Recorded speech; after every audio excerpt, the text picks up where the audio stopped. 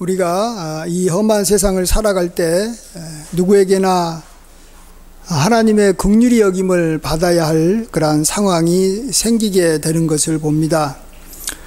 지금 우리 교회가 그럴 상황입니다. 어쩌면 이러한 상황이 굉장히 오래되어 가고 있는 것을 봅니다.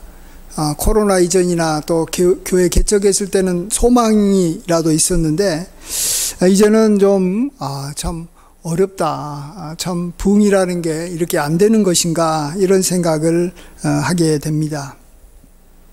이럴 때 어디서 우리 교회 부흥의 해결책을 찾아야 될까? 열심히 전도하는 것일까?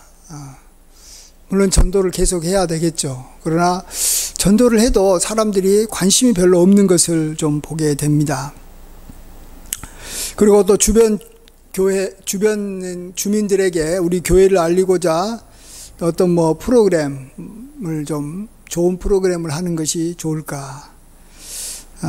저도 이걸 위해서 이렇게 상담소를 한번 차려볼까 이런 생각을 해서 자격증을 이렇게 땄지만 아직 전문성이 좀 부족해서 이렇게 사람들에게 흥미를 끌기는 좀 부족한 걸 봅니다. 또 아동을 위한 교육 프로그램도 생각해 보지만 저희 교회 주변에 참 훌륭한 프로그램들을 많이 갖고 있는 학원들도 많이 있기 때문에 그들을 이렇게 따라갈 만한 어떤 프로그램을 만들기도 쉽지 않습니다. 또 저희 교회 주변이 그렇게 가난한 분들이 많이 있는 것도 아니기 때문에 이 전문성이 없으면 참여를 하지 않을 것 같아 보입니다. 그래서 저는 이렇게 고민하다가 오늘은 이렇게 팔복에서 그 답을 찾아봤습니다. 그것은 우리가 가까운 사람들한테 긍휼을 베풀어서 우리가 긍휼을 입는 것입니다. 하나님과 사람에게 긍휼을 입는 것이죠. 그러면 우리 교회의 문제가 해결되지 않을까? 하나님의 긍휼로 해결되지 않을까? 이런 생각을 하게 됩니다. 아마 우리 교회뿐만 아니라 우리 중에서도 참 하나님의 긍휼이 참 필요하다 하는 그런 분들도 있을 겁니다. 여러 모양으로 해봤지만 안 되는 거예요.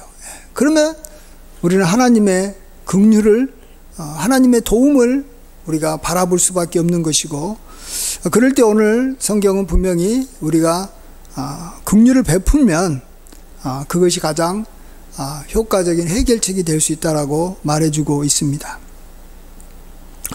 또 우리 중에 어떤 분은 긍휼을 받을 만큼 그렇게 어려움이 큰 어려움이 하나도 없는 분도 있을 것입니다.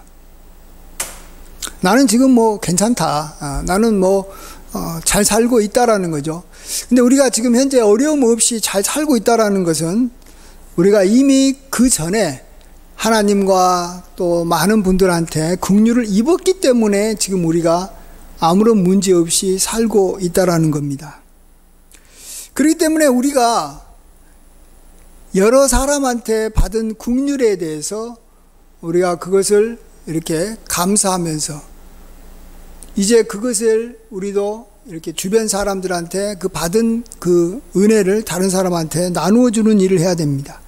그렇지 않고 우리가 지금 현재 참 잘 되고 있는데 그 잘된 것을 그냥 누리기만 하게 되면 우리의 장래는 굉장히 불안해지는 것입니다.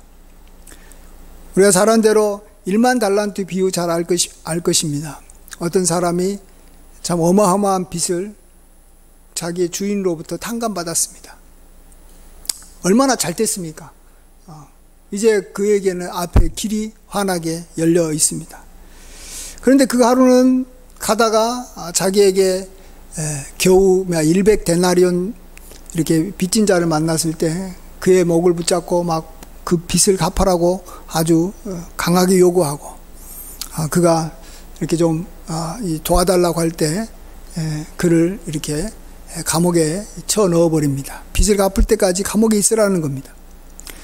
이때 이 소식을 들은 이 왕이 그를 불러다가 내가 너에게 이렇게까지 참 은혜를 베풀어서 빚을 탕감해 주었는데 내가 너를 이렇게 불쌍히 여긴과 같이 너도 너의 동료를 불쌍히 여기는 것이 마땅하지 아니하냐 하면서 크게 노합니다. 그래서 그도 역시 빚을 다 갚을 때까지 감옥에 이렇게 넣어버리는 것을 보게 됩니다. 또 어떤 분은 내가 지금은 아주 이렇게 잘 나가는 것도 아니고 또 그런다고 해서 아주 이렇게 어려운 것도 아니고 그냥 나는 그냥 현 상태가 그런 대로 만족스럽다, 그런 대로 살고 있다, 이런 분들도 있을 겁니다. 그렇습니다. 지금 좋은 것은 지금 좋은 것이지 앞에 또 미래는 무슨 일이 벌어질지 모릅니다. 이럴 때 그런 대로 살고 있는 사람들은 앞에 미래에 어떤 큰 어려움이 생기지 않았으면 좋겠다, 큰 병이 걸리지 않았으면 좋겠다, 이런 소망을 갖게 됩니다. 우리가 그런 소망이 있다면 역시 우리도 그런 소망이 있는 사람들은 역시 또 긍휼을 베풀어야 됩니다. 왜냐하면 긍휼을 베풀어야지만이 앞으로 여러 가지 생길지도 모르는 그러한 재앙으로부터 우리가 하나님의 긍휼을 입을 수 있기 때문에 그렇습니다. 우리가 물질에 어려움이 있는 사람한테 물질로 도와주게 되면 우리가 나중에 물질에 어려움이 생길 때 우리가 하나님과 사람들에게 긍휼함을 입을 수 있게 됩니다. 또 우리가 아픈 환자들한테 긍휼을 베풀어 주면 내가 나중에 아플 때 내가 긍휼을 입을 수 있다라는 겁니다. 자, 그러면 우리가 이제 긍휼을 우리가 어떠한 상황에 있는 사람이든지 간에 긍휼은 베풀어야 되는데 긍휼을 베푸는 것이 무엇일까? 긍휼과 또 다른 사람들에게 지금까지 우리가 이렇게 선한 일을 행하는 것과 차이가 뭘까? 오늘 본문에서 말한 긍휼과 이 선행과의 차이는 뭘까? 이런 생각을 해볼 때 성경은 우리가 믿음으로 행하면 그게 긍휼이다라고 말합니다. 크든 작든 우리가 하나님을 생각하면서 우리가 이 사람들한테 선한 일을 행하면 그것이 긍휼이라는 것이죠. 마가복음 9장 41절에 이런 말씀이 있습니다. 누구든지 너희가 그리스도께 속한 자라 하여 그가 너에게 물 한 그릇이라도 주면 내가 진실로 너에게 이르노니 그가 결코 상을 잃지 않으리라. 어떤 사람이 우리를 보고 너가 그리스도인이냐 이렇게 말하면서 너가 그리스도인이기 때문에 내가 너한테 물 한 모금을 주겠다라고 말한다면, 그리고 그렇게 물을 주면 하나님은 결탄코 그가 상을 잃지 않을 것이다 라고 말합니다. 그러니까 그냥 어려운 사람한테 물을 한 그릇 주는 거하고 그가 그리스도인이기 때문에 물 한 그릇 주는 거하고는 하나님께서 보시기에 하나님을 생각해서 준 거기 때문에 하나님께서 갚아주시는 거예요. 하나님과 상관없이 내가 어떤 사람한테 긍휼을 뭔가 선행을 했다면 그 사람이 나중에 갚아줄 수 있든지 아니면 주변 사람들이 그걸 보고 도와줄 수도 있겠지만, 우리가 하나님으로부터 우리는 지금 긍휼을 받는 것이 중요하기 때문에 우리가 하나님을 생각하면서 어떤 일을 하는 것이 필요한 것입니다. 마태복음 10장 42절에도 또 누구든지 제자의 이름으로 이 작은 자 중 하나에게 냉수 한 것이라도 주는 자는 내가 진실로 너에게 이르노니 그 사람이 결탄코 상을 잃지 아니하리라. 그 사람이 하나님의 일꾼이에요. 제자예요. 근데 그가 참 작은 자예요. 주님의 일을 잘 못해요. 그래서 그가 이렇게 참 어렵게 살아가요. 그럴 때 그에게 물 한 모금이라도 그가 제자이기 때문에, 주의 제자이기 때문에 주면 그가 상을 잃지 않을 것이다 라고 말합니다.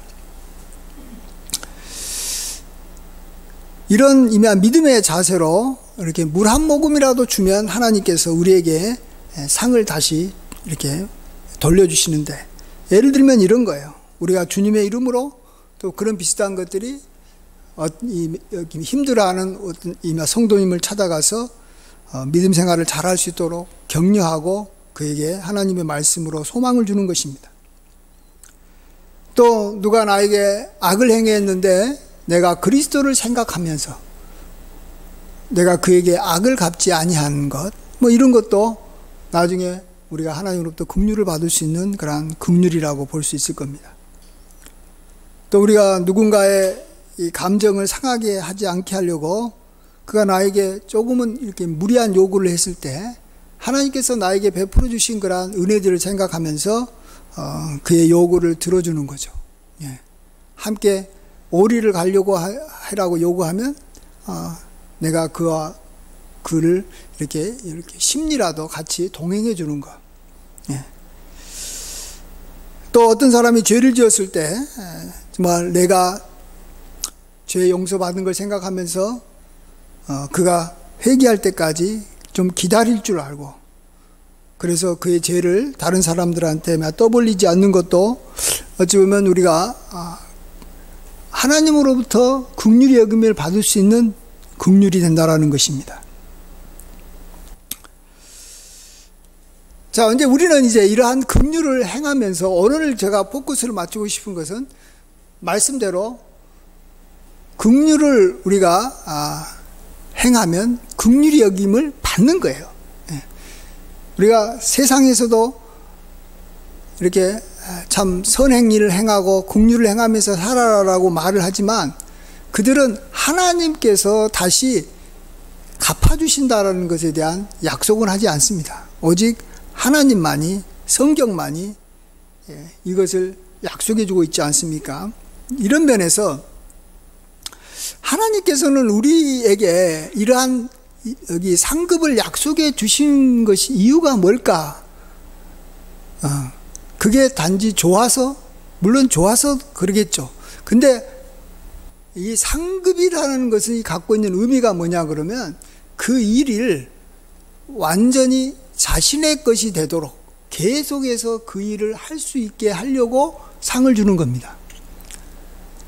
아마추어하고 프로가 있습니다. 아마추어는 그 일을 즐기기 때문에 어떠한 이 대가도 받지 않습니다. 상을 받지 않습니다. 그런데 프로는 그 일이 어쩌면 더 이렇게 그 일을 이미 즐길 수도 있을지도 모르겠지만 프로는 계속해서 그 분야에서 반드시 성장을 하고 그 분야에 이렇게 이 높은 수준에까지 이르게 하려고 그 프로들에게는 상을 주는 겁니다. 하나님께서 우리에게 상을 주신다라는 것은 이 일은 한두 번 하고 끝내야 된다 이런 게 아니라 우리가 긍휼을 행하는 삶을 일평생 지속하고 또 수준 높게 행하게 하려고 우리에게 상을 주는 겁니다. 그래서 우리가 상을 바라보면서 하는 것이 상을 바라보지 않으면서 하는 것보다 훨씬 더 우리가 그 일에 집중할 수 있는 동기가 된다는 걸 알아야 됩니다. 어떤 사람은 내가 무슨 상을 바라보고 하느냐 그러는데 상을 바라보고 하지 않으면 아마추어로 끝나는 거예요. 우리는 긍휼의 사람이 되는 게 필요합니다. 근데 이 운동선수도 보면 이렇게 상을 받으려면 엄청난 훈련을 하고 거듭 반복을 해가지고 이 운동신경이 운동하는 그 분야의 근육이 발달이 돼야 됩니다. 그러면 요즘에도 이 배드민턴 안세영 선수가 참 잘하잖아요. 이 배드민턴을 칠 때 이미 자기 머리로 하지 않습니다. 그냥 몸이 자동적으로 반응을 해가지고 공을 넘기는 거죠. 또 치는 거죠. 마찬가지로 우리도 하나님 앞에 하나님께서 바라는 게 뭐냐 그러면 머리로 긍휼을 베푸는 게 아니에요. 머리로 저 사람 불쌍하니까 도와줘야겠다 이게 아니라 나중에 긍휼을 베풀고 또 그걸 통해서 우리가 상을 받으면서 계속 반복하다 보면 우리가 긍휼의 사람이 되는 거예요. 그래서 우리의 몸이 우리도 모르게 긍휼을 베푸는 그런 사람이 되는 것이 하나님께서 궁극적으로 바라는 것입니다. 그래서 하나님께서 우리에게 상을 베풀어 주시겠다라는 거예요. 그래서 우리는 상을 바라면서 나도 내 어려움을 해결하는 것을 원하면서 우리는 하나님께서 기뻐하고 또 정말로 우리에게도 필요한 긍휼의 사람이 되려고 해야 됩니다. 그래서 우리는 이런 거예요. 지금 내가 어려움이 있기 때문에 그것을 해결하고자 하는 그러한 동기가 있고 하나님의 명령에 우리가 순종할 수밖에 없는 겁니다. 그래서 지금 어려움이 있다라는 것이 참 좋은 거예요. 고난이 있다라는 것이 나로 하여금 긍휼의 사람으로 우리가 바뀌어 나가는데 굉장히 도움이 되는 거예요. 내가 하나님의 도움을 받을 필요가 없고 하나님의 상급을 받을 필요가 없는 사람은 내가 긍휼의 사람이 되고자 하는 생각은 있을지 몰라도 실제 그 일에 적극적으로 뛰어들지는 않습니다. 왜요? 긍휼을 베푸는 건 쉬운 일이 아니거든요. 사람은 본능적으로 자기만을 사랑하고 싶지, 또 자기만을 사랑하는 것도 너무 힘들고 어렵기 때문에 다른 사람의 어떤 이미 형편을 생각하고 하나님을 생각하면서 하나님의 영광을 위해서 긍휼을 베푸는 일은 쉽지 않습니다. 자기를 부인하지 않고는 행할 수 없는 겁니다. 그럼에도 불구하고 우리는 우리 상황이 너무 어렵기 때문에 우리가 그 문제를 해결하려고 우리는 힘들어도 이웃에게 긍휼을 베푸는 일을 하는 것이고, 또 그때마다 하나님께서 도와주시면 더 우리가 긍휼을 행하려고 하는 동기가 생기고, 또 그렇게 긍휼을 행하다가 우리는 긍휼의 사람이 되는 것입니다. 그래서 저는 그렇습니다. 우리 교회가 부흥하지 않고 어쩌면 그냥 교회가 이걸로 끝날 수도 있을지 모르겠습니다. 사실은 우리 인생을 다 이제 마무리할 때쯤 되면 내가 교회를 부흥시켰느냐 안 시켰느냐 하는 것은 그렇게 중요한 게 아니라고 생각합니다. 부흥할 수도 있고 안 할 수도 있는 거죠. 그렇지만 하나님께서는 반드시 나한테 요구하는 것이 있습니다. 너가 긍휼을 베푸는 긍휼의 사람으로 살았느냐 안 살았느냐, 너가 긍휼의 사람이냐 아니냐 하는 것은 반드시 하나님의 심판대 앞에서 우리가 심판을 받고 평가를 받아야 될 문제인 것이죠. 이건 아주 중요합니다. 그렇기 때문에 현재 우리 앞에 생겨있는 여러 가지 당면 문제, 어떤 사람은 그게 건강의 문제일 수도 있고, 또 어떤 사람은 물질의 문제일 수도 있고, 또 어떤 사람은 뭐 자녀의 문제일 수도 있고, 어떤 사람은 자기의 진학과 뭐 학업의 문제가 있을 수도 있어요. 그것을 가지고 그걸 이용해서 우리는 이웃에게 긍휼을 베푸는 일을 끊임없이 힘들어도 운동선수처럼 훈련해야 됩니다. 상급을 바라면서 훈련해야 돼요. 내 문제가 해결될 것을 원하면서 훈련해야 됩니다. 그리고 나중에 이제 우리가 이 세상을 떠날 때, 그래서 주님 앞에 섰을 때는 오직 하나밖에 안 남아요. 사랑밖에 안 남아요. 이 세상도 정욕도 뭐 우리가 그동안에 걱정 근심했던 뭐 자녀 문제도 물질 문제도 또 교회 부흥 문제도 다 사라집니다. 오직 남은 것은 사랑밖에 없어요. 그리고 사랑의 그러한 핵심이 또한 우리가 하나님을 생각하면서 교회를 생각하면서 우리가 어려운 이웃에게 긍휼을 베푸는 사람으로 우리가 변화된 것, 그것이 우리가 하나님 앞에서 자랑받을 것이고 보석같이 영원히 빛나는 것으로 우리에게 남는 것입니다. 이미 직장 다니는 한 이 집사님이 회식 자리에서 참 어려움을 겪었다고 합니다. 저도 직장 생활을 한 4, 5년 했는데 참 이 그리스도인으로서 이 회식 자리라는 것이 굉장히 부담스럽습니다. 특별히 좀 나이도 어리고 직급도 이렇게 낮을 때는 굉장히 힘듭니다. 그래서 그가 이제 자꾸 이렇게 술을 권했을 때, 직장 상사가 권했을 때 이렇게 거부하다 보니까 화가 난 이 직장 상사가 그 사람을 이렇게 뺨을 때렸습니다. 뺨 맞으니까 굉장히 기분 나쁘겠죠. 또 많은 사람들이 보는 데서 뺨을 맞고, 이렇게 또 자기도 이렇게 이미 나이도 어느 정도 있고 이제 가정도 있는데, 이래서 너무 분이 생겨서 그 다음날 회사를 나가지 않았답니다.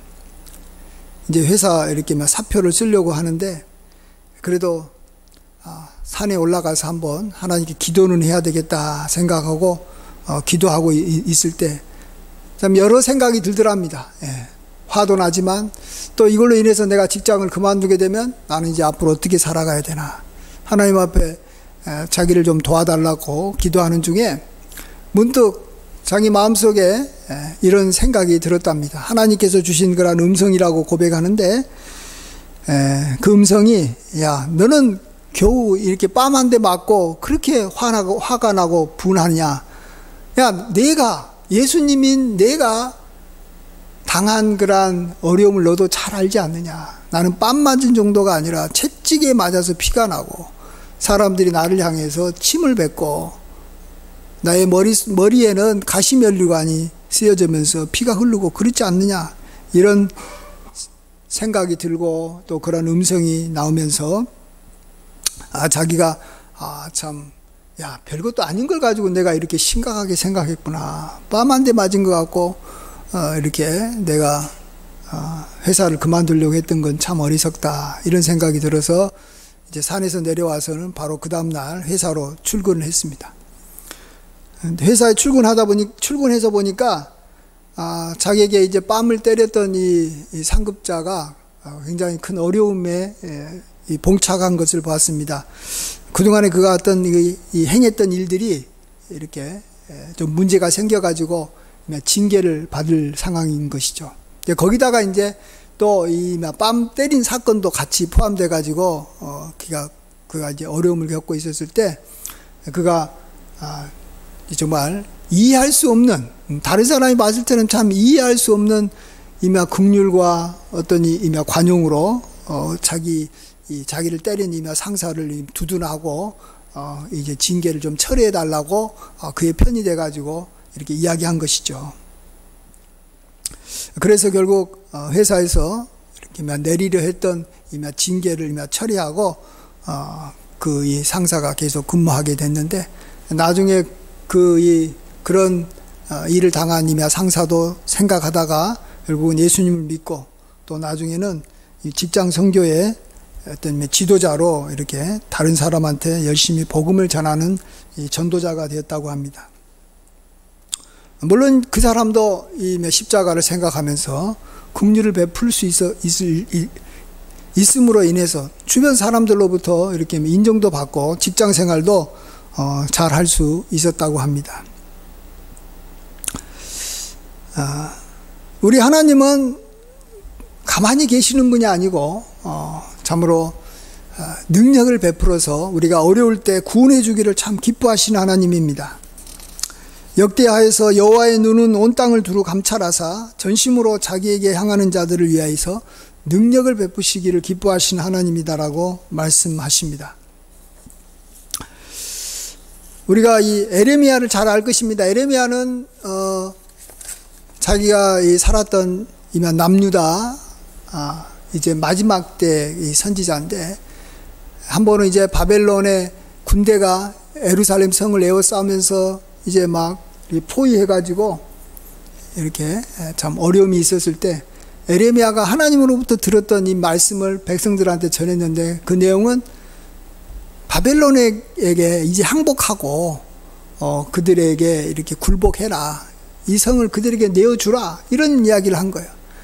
그러니까 이제 사람들이 봤을 때는 얼마나 화가 나겠습니까? 싸우고 우리가 하나님의 이름으로 이 바벨론을 이렇게 대항해서 우리가 이 성을 지켜야 된다, 이런 생각에 이게 이 사로잡혀 있었을 때 항복하자 그러니까 사람들이 그를 싫어해가지고 왕에게 이야기를 해가지고 이 감옥 뜰 앞에 있는 이 구덩이에 그를 이렇게 빠뜨렸습니다. 구덩이가 굉장히 깊어서 줄을 타고 이렇게 내려가게 했는데, 그곳에 이렇게 물이 고여있는 정말 진흙탕이었습니다. 근데 그 소식을 이 구스 사람이면서 내시였던 이 에벤멜렉이라는 사람이 듣고 그때 이 왕이었던 시드기야 왕에게 찾아가가지고 지금 이 에레미야가 이렇게 구덩이에 빠져 있는데 이렇게 하면 안 됩니다. 왜냐하면 지금은 이제 너무 이렇게 이 성이 포위가 돼가지고 이 성 안에 떡도 떨어지고 있는데 그대로 내버려 두면 그 안에서 굶어 죽을 수밖에 없지 않습니까? 그를 좀 이렇게 다시 이렇게 살려달라고 왕에게 간청을 해서 왕이 허락해 주니까 에벤멜렉이 이제 사람들을 데리고 가가지고 이 줄을 내려서 에레미야를 그 깊은 구덩이에서 건져 올려 주었습니다. 그래서 그가 이제 시위대 뜰에 이렇게 머무르게 됐는데, 이때 하나님께서 에레미야에게 나타나셔서 에벤멜렉에게 전해야 될 말을 알려주십니다. 내용이 이렇습니다. 내가 이 성에 재난을 내리고 복을 내리지 아니하리라 한 말이 그날에 내 눈에, 에벤멜렉 내 눈에 반드시 이루어질 것이다. 하지만 내가 그날에 너를 구원하리니 내가 두려워하는 바벨론 사람들의 손에 너가 이렇게 넘어가지 않을 것이고, 내가 너를 반드시 구원해서 너의 생명을 이렇게 노량물 얻듯이 너에게 주겠다. 이렇게 상으로 주겠다라는 겁니다. 너가 죽지 않고 붙잡히지 않고 살게 해주겠다. 왜 그렇죠? 이 사람이 에벤멜렉이 그 당시 하나님의 일을 하는 이 에레미야를 건져줬기 때문에 그렇습니다. 그의 생명을 건져줬기 때문에 하나님께서 또 역시 에벤멜렉의 생명을 그 예루살렘이 파괴되고 이렇게 멸망하는 그때 건져주겠다라고 약속하신 것입니다. 그렇습니다. 정말 이렇게 하나님의 이름으로 우리가 어려움에 처한 사람에게 긍휼을 베푸는 것은 사실은 자기에게 가장 선한 일이라고 생각합니다. 우리는 사실은 자기를 위해서 사는 존재예요. 그래서 나를 위해서 내가 너무 나만을 위해서 뭔가 행하다 보면 결국은 이 세상이 어려움을 당할 때, 이 세상에 큰 재앙이 임할 때 우리도 사라지는 거예요. 우리의 육신이 얼마나 약한지 들의 풀과 같다라고 지난주에 말씀드리지 않았습니까? 뜨거운 열기가 불면 풀은 반드시 마르게 돼 있는 거예요. 우리에게 암세포가 이렇게 1cm라도 그 정도 크기로 생기면, 그보다 더 작게라도 생기면 우리는 반드시 죽게 돼 있는 거예요. 그만큼 우리의 육신은 연약합니다. 이럴 때 우리가 살아나올 수 있는 방법은 한 가지밖에 없어요. 그건 하나님의 긍휼을 입는 것인 줄 믿습니다.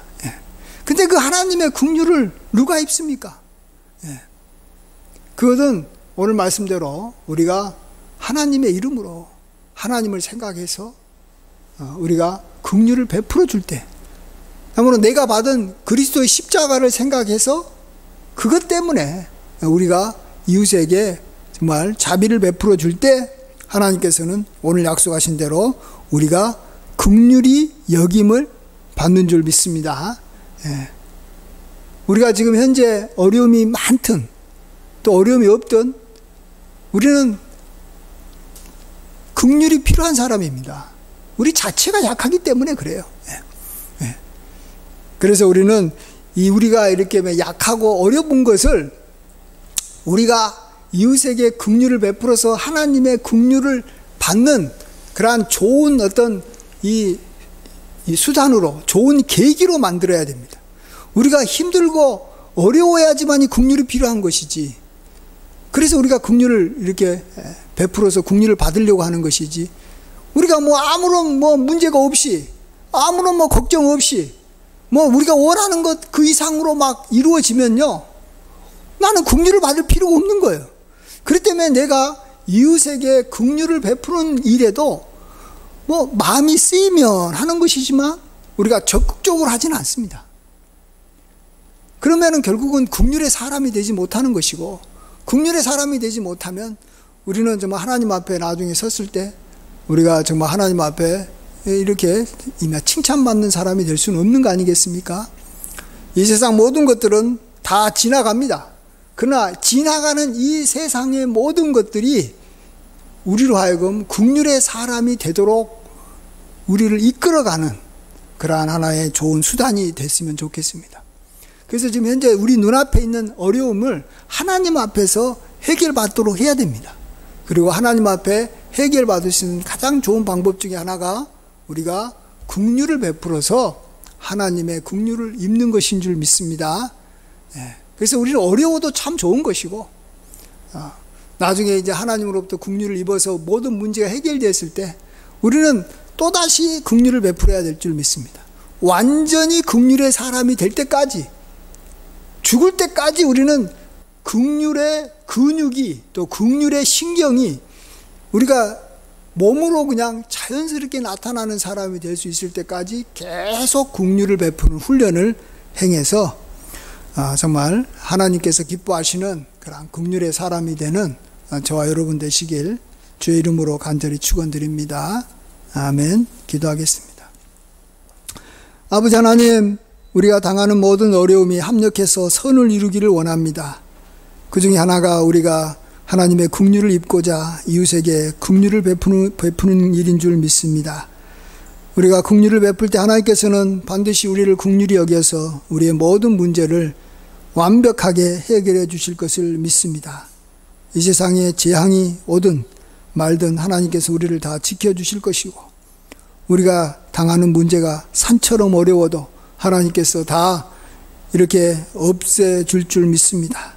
이걸 바라보면서 우리가 긍휼을 행하는 일을 힘써 행하게 도와주시옵소서. 주님을 생각하면서, 십자가를 생각하면서 우리가 긍휼을 이렇게 행할 때 하나님께서 또 주시는 상이 있기 때문에 긍휼을 베푸는 일을 우리가 쉬지 않고 할 수 있음을 고백하오니, 우리가 이 일에 힘쓰게 도와주시어서 긍휼의 사람이 되게 인도하여 주시옵소서.